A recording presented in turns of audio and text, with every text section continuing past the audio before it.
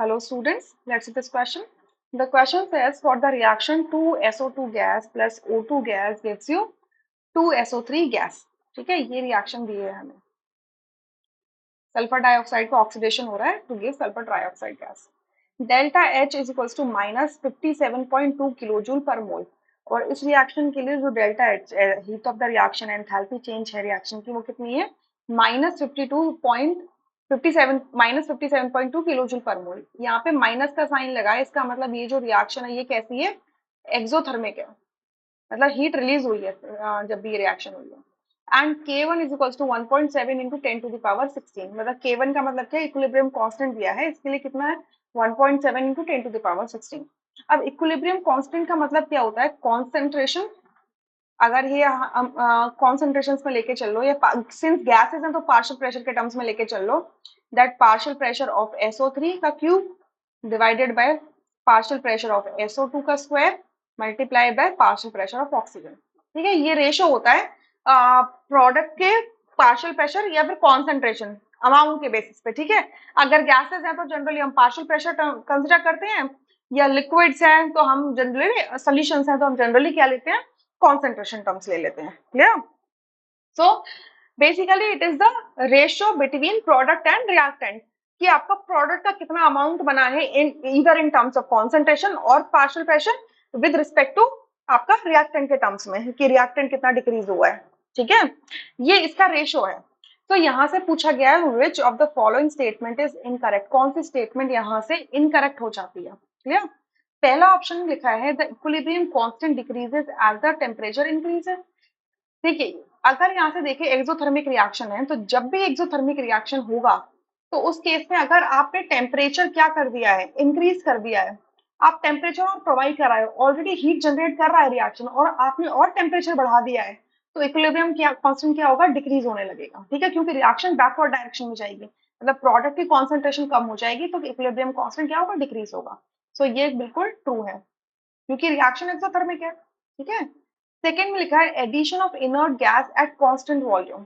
Volume को constant किया हुआ है, तो यानी कि प्रेशर कांस्टेंट है, और कांस्टेंट प्रेशर पे आप क्या कर रहे हो? इनर्ट गैस ऐड कर रहे हो. इनर्ट गैस ऐड करके क्या करेगी? Total number of moles increase कर देगी. ठीक है, total number of moles increase कर देगी. तो उस केस में आपका इक्विलिब्रियम कांस्टेंट अफेक्ट नहीं होगा, क्योंकि आपके प्रेशर में कोई चेंज नहीं आ रहा है. क्लियर? प्रेशर में कोई चेंज नहीं आएगा. वॉल्यूम कांस्टेंट है तो आपका प्रेशर कांस्टेंट रहेगा, बस number of moles add up हो जाएंगे. क्लियर?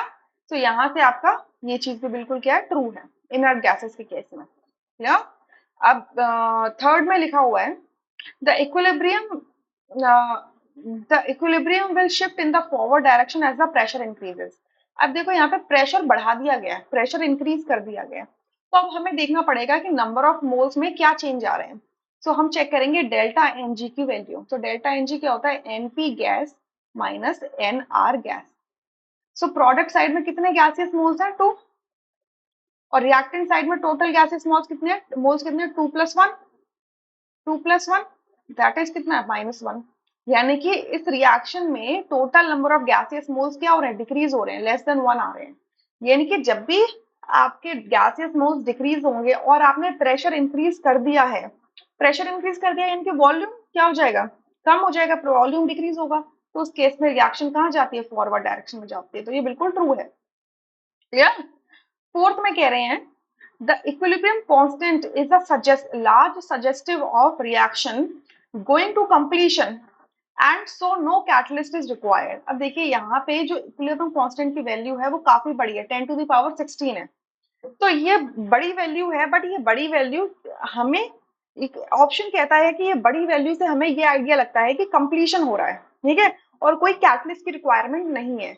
ये बिल्कुल गलत स्टेटमेंट हो जाती है.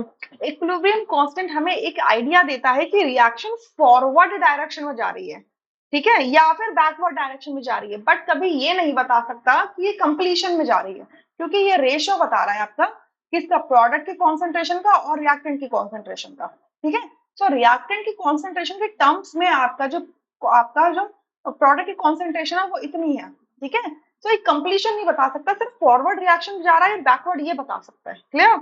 एंड आपकी K1 की वैल्यू से ये भी नहीं आइडिया लग सकता कि कैटलिस्ट की रिक्वायरमेंट है या फिर नहीं है. सही बात है. So it is not giving you any idea about the completion or catalyst whether required or not, right? So ये क्या है, false statement है. So ये इन चारों में जो incorrect statement है वो है fourth, rest options are correct statements.